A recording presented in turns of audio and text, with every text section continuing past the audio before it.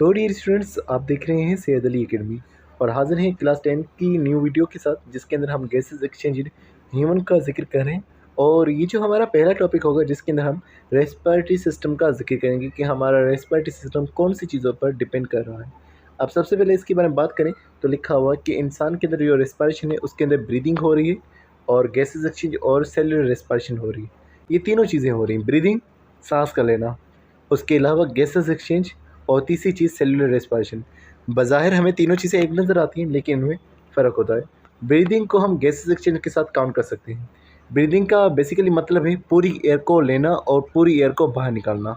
अब जब पूरी एयर आई और पूरी एयर गई है, इस दौरान ही में गैसेस की अदला बदली हुई है कि जब हम ब्रीथ इन कर रहे थे तो ऑक्सीजन दाखिल हो रही थी और जब ब्रीथ आउट कर रहे थे तो कार्बन डाइऑक्साइड निकल रही थी, यानी कि यहाँ पर गैसेस एक्सचेंज हो रही थी। फिर जो दूसरा है हमारे पास रेस्पिरेशन, कि ऑक्सीजन जब आई, उस ऑक्सीजन ने ग्लूकोज के साथ रिएक्शन किया और ग्लूकोज को ब्रेक डाउन कर दिया और उसमें से निकला कार्बन डाइऑक्साइड। तो ग्लूकोज का ब्रेकडाउन होना ये हो गया हमारे पास रेस्पिरेशन का टॉपिक। तो कह सकते हैं कि एक लिहाज से ये तीनों आपस में जुड़े हुए हैं। अब अगर हम बाकी टेरेस्ट्रियल वर्टिब्रेट्स की तरह बात करें तो हमारा जो रेस्पिरेटरी सरफेस होता है वो हमारा रेस्पिरेटरी सरफेस एल्विलाई होता है, जो कि हमारे किसी ऑर्गन के अंदर मौजूद है जिसको लंग्स कह रहे हैं। और जो लंग्स हमारे पास होते हैं वो एक पेयर्ड ऑर्गन होता है। एक पेयर्ड ऑर्गन जिसके अंदर एल्विलाई मौजूद है, उस पेयर्ड ऑर्गन को हम लंग्स कह रहे हैं। तो आइए इसी के बारे में जानते हैं। अगर हम हमारे रेस्पिरेटरी सरफेस की बात करेंगे तो इसके अंदर लंग्स हैं, जो कि हमारे थोरेक्स में, थोरेक्स या थोरेसिक कैविटी कहें या चेस्ट कहें, चेस्ट के अंदर लंग्स हैं। तो हमारा रेस्पिरेटरी सिस्टम इन लंग्स पर कंसिस्ट करता है। और दूसरा एयर पैसेज वे में। अब सबसे पहले लंग्स को जिक्र करते हैं, फिर एयर पैसेज वे को जिक्र करेंगे, यानी वो रास्ता जो हवा को लेकर आ रहा है। एक वो रास्ता और दूसरे लंग्स जिनमें एल्विलाई मौजूद है।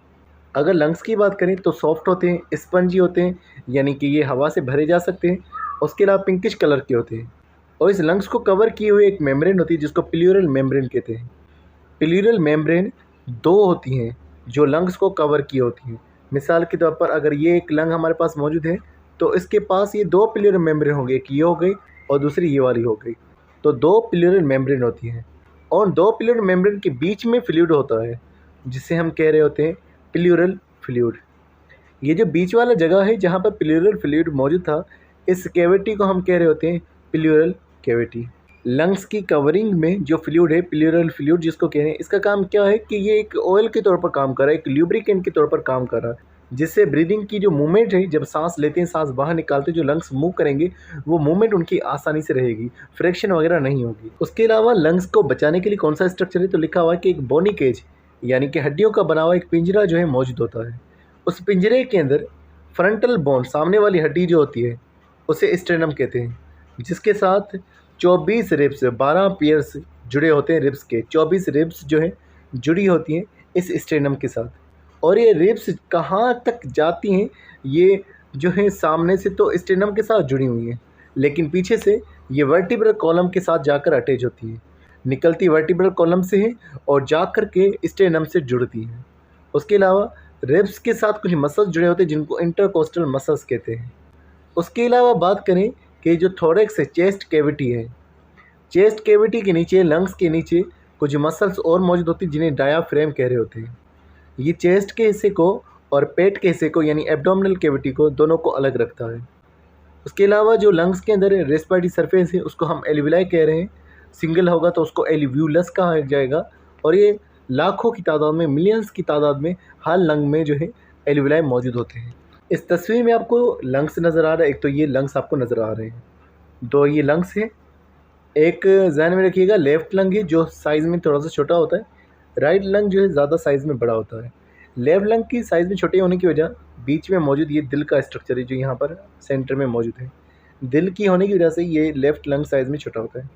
उसके अलावा इस लंग्स के अंदर कई सारे माइक्रोस्कोपिक स्ट्रक्चर्स होंगे जिनको एल्विलाई कहा जाएगा। जो लंग्स जिस हिस्से में था उसको हमने थोरेक्स कहा। जो डायाफ्रेम है ये चेस्ट कैविटी को, थोरेक्स को पेट वाले हिस्से से जुदा रख रहा है, यानी कि पेट के ऑर्गन्स इस लंग्स वाले ऑर्गन के साथ में नहीं जुड़ते। अगर एल्विलाई की बात करें तो ये रेस्पिरेटरी सरफेस है। रेस्पिरेटरी सरफेस हम उस जगह को कहते हैं जहाँ से गैसेस की एक्सचेंज होती है। तो हमारी गैसेस एक्सचेंज इस एल्विलाई के ज़रिए से हो रही है। ये एक स्ट्रक्चर है पाउच के जैसा और इसके अंदर कई सारे सेल्स मौजूद होते हैं। सेल्स जो हैं सिंगल मेम्ब्रेन वाले सेल्स हैं जिनको हम एपिथेलियल सेल्स कह रहे हैं। एपिथेलियल सेल्स की सिंगल लेयर मौजूद होती है जो रेस्पिरेटरी सरफेस को बना रही होती है और इसके साथ में कई सारी कैपिलरीज जुड़ी हुई नज़र आती हैं। इसे एल्वियोलाई के ज़रिए से गैसेस एक्सचेंज होती है। गैसेस एक्सचेंज कहाँ से होती है? ब्लड और हवा में। यानी हवा से जो ऑक्सीजन आएगा वो ब्लड में जाएगा और इसी तरह से ब्लड में जो कार्बन डाइऑक्साइड आएगा वो हवा में जाएगा। ये सारा प्रोसेस इसी एल्वियोलाई के ज़रिए से हो रहा है। अगर एयर पैसेज वे की बात करें तो उसके अंदर कौन से हिस्से हैं? नोस्ट्रल्स, नोज़ के 2 सुराख हैं। उसके अलावा ये पूरा नेज़ल कैविटी वाला हिस्सा हो गया, लैरिंक्स हो गया, ट्रेकिया हो गया और लंग्स के अंदर ये स्ट्रक्चर्स जिनको ब्रोंक्यूल्स कह रहे हैं, ब्रोंकाई कह रहे हैं। तो ये मुख्तलिफ स्ट्रक्चर्स जो हैं ये हिस्सा होते हैं एयर पैसेज वे का, यानी जहाँ से हवा गुजर कर के आगे आएगी। अब यहाँ लिखा हुआ है कि हवा बाहर से जब आएगी तो इसी नेज़ल सैक यानी नेज़ल कैविटी के अंदर जब दाखिल होगी तो नोस्ट्रल्स के ज़रिए से दाखिल होगी।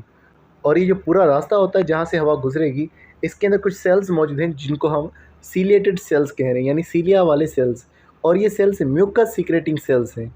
एयर पैसेज वे के साथ एयर पैसेज वे की दीवारों पर जो सेल्स मौजूद है वो म्यूकस सीक्रेटिंग सेल्स हैं, यानी जो कि एक चिपचिपा सा फ्लूइड सीक्रेट करते हैं। जो हमें नज़ला ज़ुकाम होता है दरअसल ये हमें हमारे ही सेल्स ज़्यादा म्यूकस प्रोड्यूस करते हैं। ये म्यूकस खतरे के तौर पर प्रोड्यूस किया जा सकता है या एलर्जी की सूरत में भी म्यूकस प्रोड्यूस हो सकता है। उसके अलावा इस नेज़ल कैविटी के अंदर जो है इंटरनल सरफेस में बहुत ज़्यादा ब्लड कैपिलरीज मौजूद होती हैं जो कि आने वाली हवा को थोड़ा सा गर्म कर देती हैं।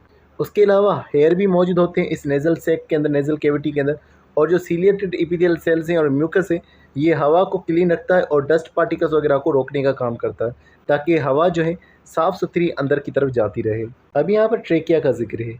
ट्रेकिया को बताने से पहले ज़रूरी ये है कि नेज़ल कैविटी जो हवा को लेकर आएगी वो फेरिंक्स में लेकर आती है।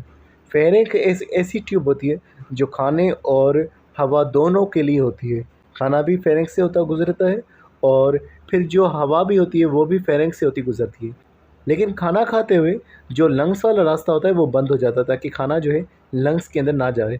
तो फिर आगे चल कर के फेरिंक्स से ये रास्ते जुदा हो जाते हैं। फेरिंक्स से खाने का अलग रास्ता निकलता है और हवा का एक अलग रास्ता निकलता है। तो जो हवा जिस रास्ते में जाएगी वो लैरिंक्स का रास्ता होगा। तो हम लैरिंक्स से ही इस कहानी को शुरू करते हैं कि शुरू के अंदर एक बॉक्स होगा जिसको लैरिंक्स कहेंगे। फेरिंक्स के बाद जो हिस्सा आएगा उसे हम लैरिंक्स कहेंगे जो कि साउंड बॉक्स होता है। इसके अंदर कई सारे मेम्ब्रेन्स मौजूद होती हैं जिनको वोकल कॉर्ड्स कहते हैं। जब हवा बाहर निकलती है तो वोकल कॉर्ड्स में मूवमेंट होती है और वोकल कॉर्ड की मूवमेंट की वजह से हमें साउंड प्रोड्यूस होता है। जो लैरिंक्स होता है, लैरिंक्स से पहले जो उसका सुराख होता है, लैरिंक्स की जो ओपनिंग होती है उसे हम ग्लोटिस कह रहे होते हैं। और इस ग्लोटिस के ऊपर जो कार्टिलेज का कवर मौजूद होता है उसे हम एपीग्लोटिस कह रहे होते हैं। समझ लें कि एपीग्लोटिस है जिसने लैरिंक्स को बंद किया हुआ है। लैरिंक्स को किस तरह से एपीग्लोटिस बंद करेगा? दरअसल जो मिसाल के तौर पर ये हमारे पास लैरिंक्स है तो इसके वो कवर कर देगा एपीग्लोटिस और इसकी जो ओपनिंग है उसको हमने कहा कि उस ओपनिंग का नाम है ग्लोटिस। जब ग्लोटिस बंद हो जाएगा एपीग्लोटिस की वजह से तो कोई भी चीज़ लैरिंक्स के रास्ते में नहीं जाएगी। तो यही बात लिखी हुई कि जब खाना सोलो किया जाएगा या फुट लिया जाएगा ग्लोटिस क्लोज हो जाएगा और ग्लोटिस जब बंद हो जाएगा तो खाना प्रीमेटेड रहेगा, यानी खाना जो है ट्रेकिया में नहीं जा पाएगा। आगे लिखा हुआ है कि ट्रेकिया जो है उस पर सी शेप कार्टिलेजियस रिंग्स होती हैं। ट्रेकिया का जो ये पूरा स्ट्रक्चर है इसको कवर किए हुए हैं, साथ में कार्टिलेज की रिंग्स जो हैं इसके साथ जुड़ी हुई हैं। अब कार्टिलेज की जो रिंग्स हैं ये क्या काम करेंगी? इनका काम होता है कि ट्रेकिया की शेप को मेंटेन रखना। मिसाल के तौर पर जब आप एक बलून को देखते हो आप उसमें हवा भरते हैं तो वो फूल जाता है, लेकिन जैसे आप हवा निकालते हैं उसका शेप जो है वो कम हो जाता है। तो ट्रेकिया के साथ भी ये मामला ना हो इसीलिए कार्टिलेज की रिंग्स इसके शेप को मेंटेन रखने का काम कर रही है। यहाँ पर आपको फेरिंक्स भी नज़र आ रहा है जो नेज़ल कैविटी और माउथ है। ये नेज़ल कैविटी वाला रास्ता है और ये माउथ का रास्ता है। इसके बीच में फेरिंक्स आपको नज़र आ रहा है। फिर आपको नज़र आ रहा है एपीग्लोटिस, लैरिंक्स, ये आपको नज़र आ रहा है। फिर रास्ता ट्रेकिया का है। तो इन्हीं का काम लिखा हुआ है कि ये इसको प्रिवेंट करती है कोलैप्सिंग से, यानी सिकुड़ने से बचाती है। आगे लिखा हुआ है कि ट्रेकिया जो है थोरैक्स के अंदर 2 ट्यूब्स में टूट जाता है, 2 ट्यूब्स में डिवाइड हो जाता है जिनको हम ब्रोंकाई कहते हैं। सिंगुलर इसका ब्रोंकस होता है। ये एक ब्रोंकस जो है 2 ट्यूब्स बनी है। एक ब्रोंकस जो है ये चला जाता है एक लंग में लेफ़्ट में और दूसरा ब्रोंकस राइट लंग में चला जाएगा और ब्रोंकस के ऊपर भी कार्टिलेज की रिंग्स मौजूद होती हैं। ब्रोंकस जो है लंग्स में चला जाएगा तो लंग्स में जाने के बाद ये और छोटी सी ट्यूब्स में डिवाइड हो जाएगा जिनको हम ब्रोंक्यूल्स कहेंगे।